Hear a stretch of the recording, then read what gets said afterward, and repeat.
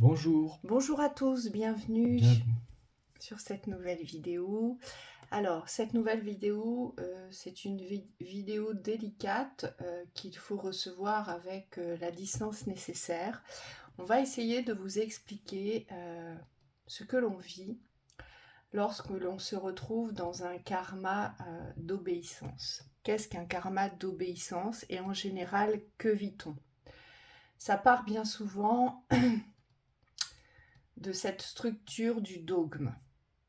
Le dogme, c'est une structure qui aujourd'hui va faire passer tous les fondamentaux sur celui qui a créé cette structure du dôme, c'est-à-dire que tout ce qui va être fondamental, nécessaire, indispensable pour votre vivance, tout ce qui représente votre personnalité, intégrité, tout votre émotionnel, eh bien, on va vous en démunir et vous en détourner au fur et à mesure pour que vous ne puissiez exister que pour celle ou celui que vous servez. C'est-à-dire qu'aujourd'hui, vous ne vivez pas pour vous, mais vous avez donné votre vie à l'autre. C'est-à-dire que c'est l'autre qui décide de votre vie, de ce qui est bien pour vous, de ce qui est mal pour vous. Oui, deux types de structures. Donc on a toutes les structures spirituelles, où là, subtiles, j'ai envie de dire, on va vous détourner vis-à-vis de vos croyances, de vos pensées. Donc c'est souvent lié à l'idéologie.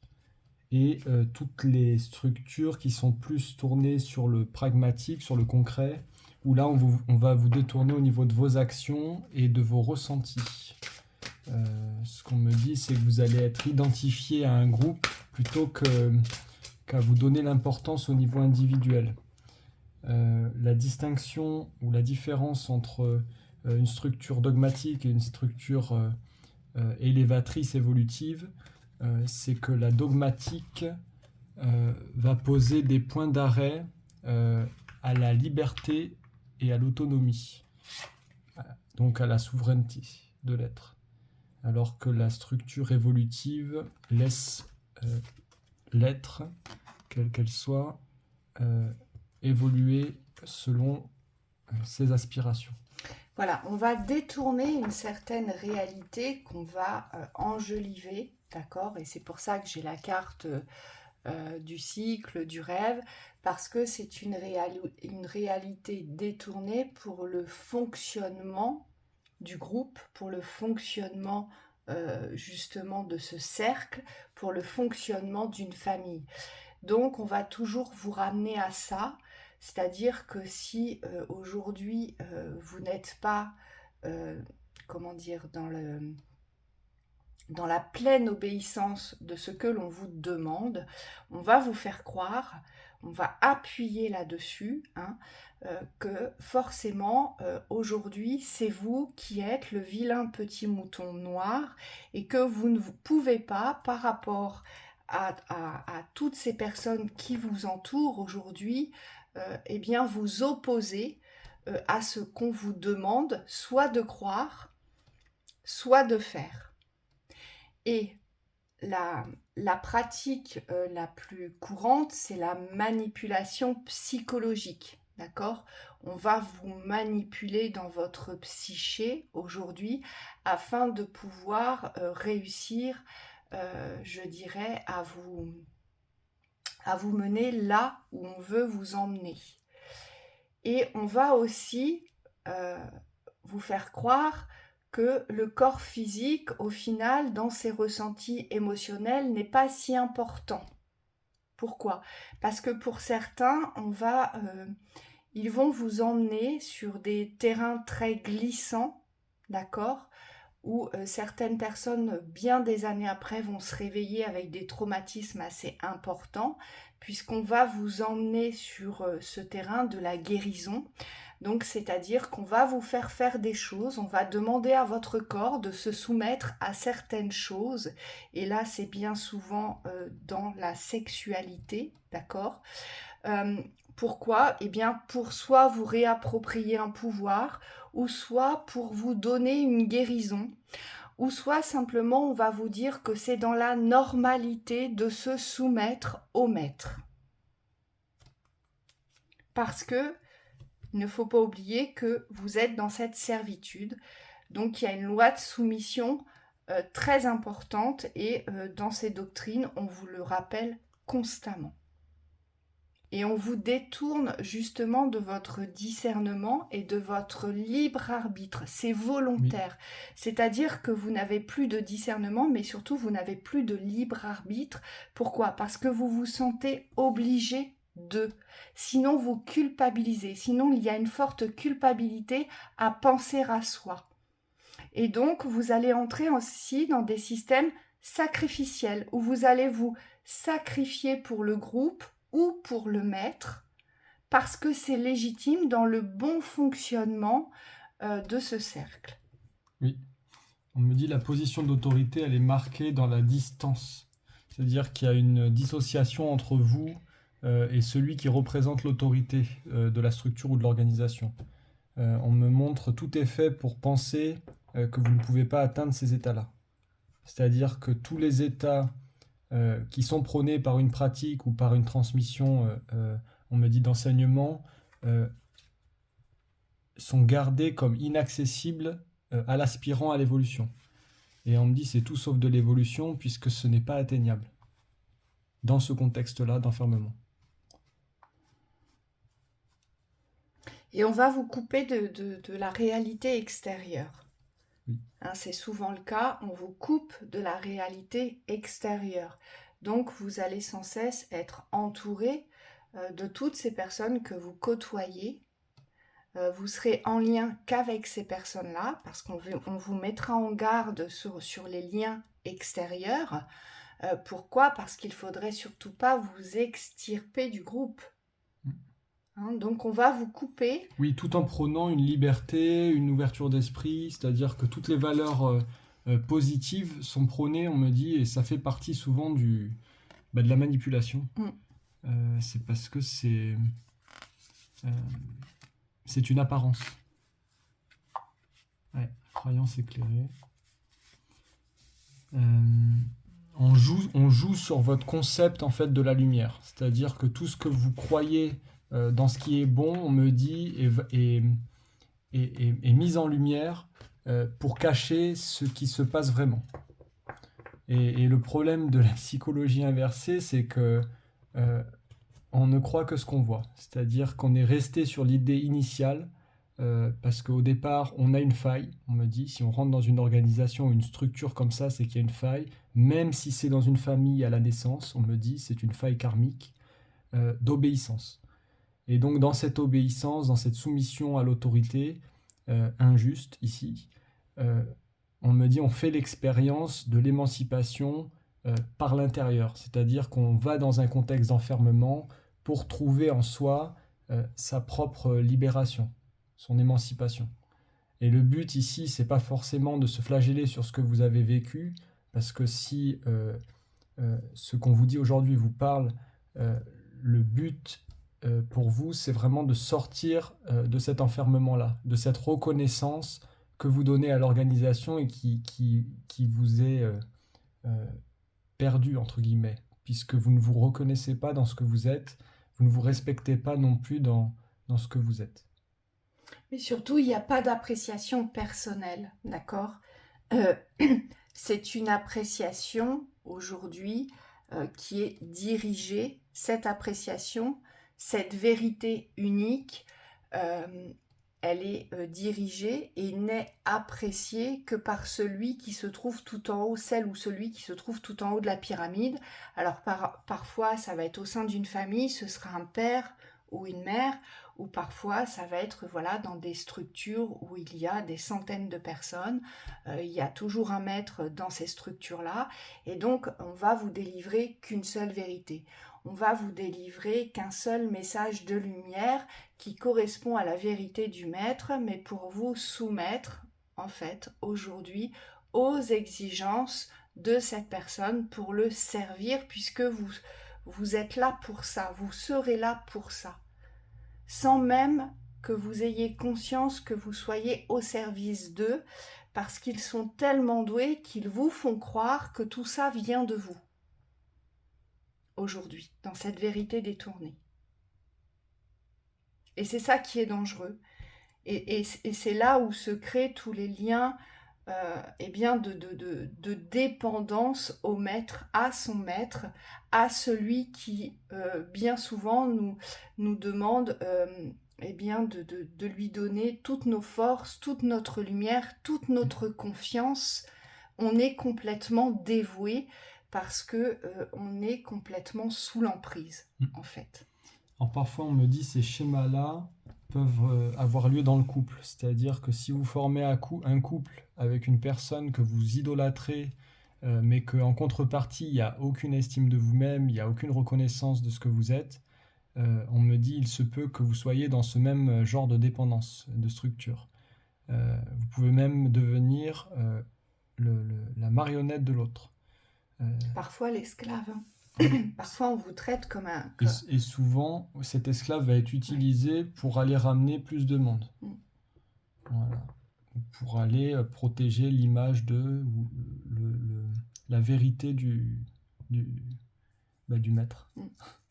De celui que vous reconnaissez comme le maître. Il faut bien comprendre que dans cette structure, qu'elle soit aujourd'hui que vous la subissez d'un tiers en vase clos, c'est-à-dire chez vous, par exemple, votre compagne ou votre compagnon est comme ça et que vous subissez en vase clos, ou que ce soit une structure bien plus importante, bien plus conséquente, de toute façon, il faut bien comprendre que vous n'êtes que des objets de service aujourd'hui. Vous êtes là pour servir ces personnes dans leurs désirs les plus effroyables parfois, les plus perverses aussi. Donc, votre vie ne vous appartient plus, mais vous l'avez donnée sans même le savoir, sans même en être conscient, parce que vous portez ce karma de servitude. Donc, vous donnez votre existence, votre identité, votre intégrité, votre façon d'être, de penser, de croire. Tout ceci est remis en question parce que tout ceci, on vient le briser sous une autorité, soit dans la manipulation lumineuse, d'accord ? On va vous faire croire à des choses incroyables en prônant certaines prières ou certains rituels ou certaines valeurs pour l'existence du groupe, pour la lumière du groupe, pour atteindre un certain seuil, enfin bref, et plutôt en vase clos. Au départ, vous allez être reconnu, vous allez même être choyé. On va vous mettre en avant et puis aussi on ne vous aura jamais peut-être même parlé comme ça, d'accord ? Donc là, c'est le début de l'emprise, d'accord ? Parce que vous n'aurez jamais été reçu de cette façon, donc vous allez tomber dans le piège. Et pour d'autres, ce sont des enfermements dès la naissance, où vous êtes enfermé dans une famille qui justement vous utilise, vous leur appartenez, vous êtes leur objet, donc vous ne connaissez pas les extérieurs, mais vous êtes au service, vraiment au service de cette famille. Vous n'avez pas beaucoup de passe-droit, d'accord ? Vous n'êtes absolument pas écouté dans votre émotionnel, vous n'avez pas le droit de faire des demandes puisque vous êtes là pour servir. Donc on va vous couper de la vie, en fait. On va vous couper votre vie. On va vous prendre votre vie, on va absorber votre vie. Et donc quand on se réveille de ces emprises, c'est souvent très difficile d'en sortir. Oui, et la pire des choses, c'est de se confronter à l'emprise. Parce qu'on me dit, elle vient poser un arrêt, alors comment je peux le dire ? C'est comme si le fait de dire ou de discuter avec l'emprise faisait que renforcer votre lien de dépendance.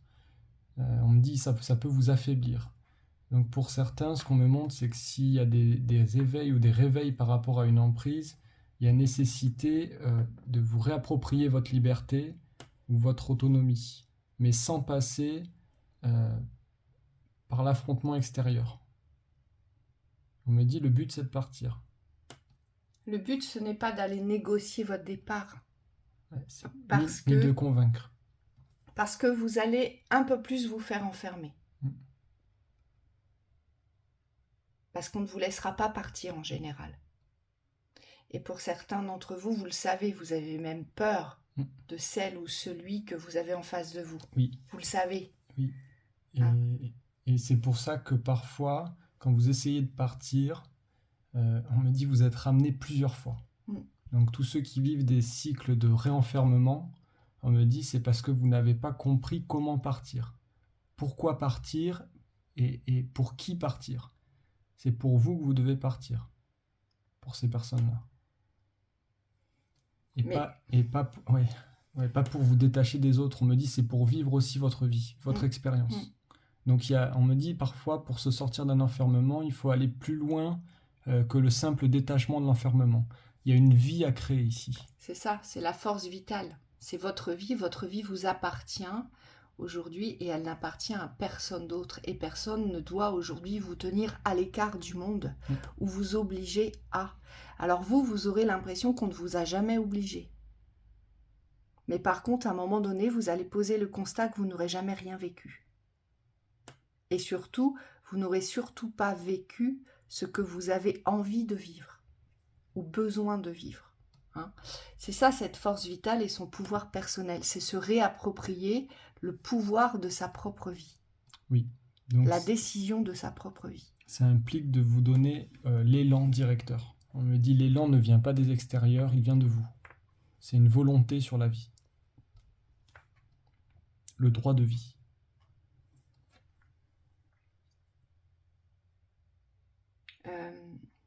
C'est des cycles et des processus qui sont assez longs. Parce que on me dit, vous allez avoir des réveils, mais pas des réveils totaux.